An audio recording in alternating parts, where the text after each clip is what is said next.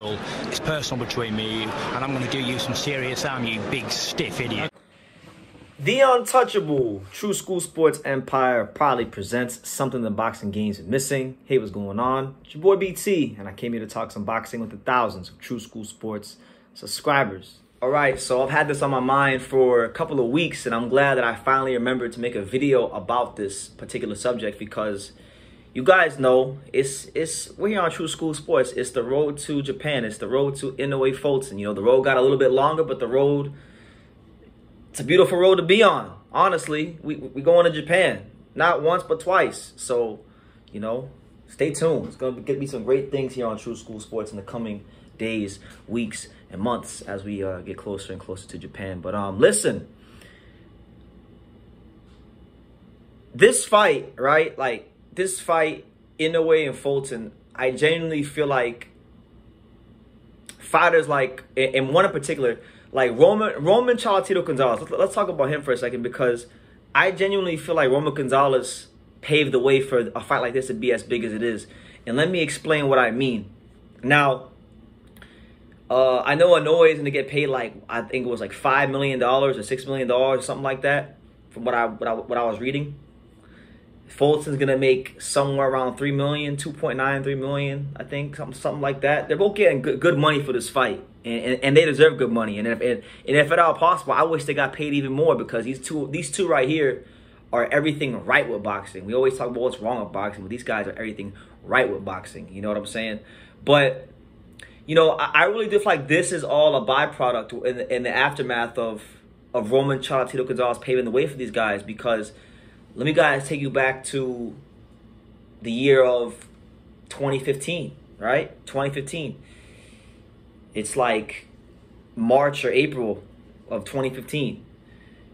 HBO has this Nicaraguan fighter who, to most people in boxing at the time, was kind of like an urban legend. We'd heard of Roman Gonzalez. We'd seen his name in the boxing articles. We'd seen highlights and a couple fights of him, you know, on YouTube, but never watching him live with English commentary. So it was a lot different when he came into the States and he fought Edgar Sosa on that fateful night in the Forum as the co-main event of Golovkin versus Dominic Wade, right? And that, when they signed him, not too long after that, he became the pound-for-pound king of boxing. I think he might have already been pound-for-pound #1 when he fought, but don't quote me on that. Roman Gonzalez forced a lot of people, whether they liked the smaller weight classes, like, you know, like flyweight, you know, the sub featherweight divisions, you know, flyweight, light flyweight, minimum weight, bantamweight, you know, super bantamweight. A lot of people normally don't pay attention to those weight classes, but he kind of forced people to pay attention to those weight classes. And not just people, but important people, influential people that make executive decisions, like at networks, you know, at like HBO and Showtime and the Zone, you know, in the future as it will come to be. You know, a lot of that really started with Roman Gonzalez, with Chocolatito. He was the catalyst for that. So when I look at Inoue and Fulton and I see how much money these guys are getting paid, I really feel like the sport of boxing, the fans, even the fighters to a degree, they need to thank Roman Gonzalez. They need to thank Chocolatito because without him, there's no way in hell there would be this much attention on Inoue and Fulton. Because let's really go back, all the way back to those days. Inoue, like, I can't speak for a lot of people, but I know a lot of people here in the States really, like Inoue in America, he got on a lot of people's radar in the States when Roman Gonzalez was fighting on HBO, and HBO kept talking about this Japanese guy who was getting knockouts, who looked like he was part of BTS, the K-pop band. That's when he really came onto the, you know, the forefront of the American boxing fans' mind, right?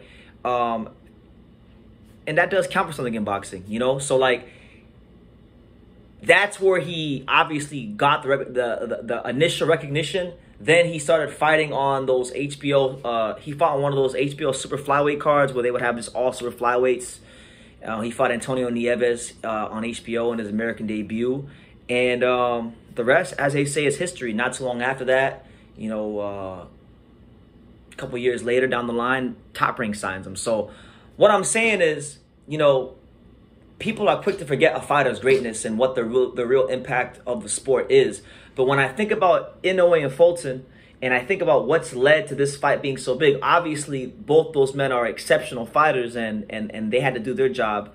But I truly believe, and I believe it to be, I believe it to be the truth, that Roman Gonzalez allowed a climate in boxing to exist where the lower weight classes would get attention and they would not be overlooked as much as they used to be. Now, are they still overlooked to a degree? Of course, they are, because a lot of American fighters don't compete in these weight classes, so a lot of the American television networks kind of shy away from the lower weight classes. That's probably why we haven't even seen Kazuto Ioka fight in the States, really, in a big fight against, you know, one of the big names.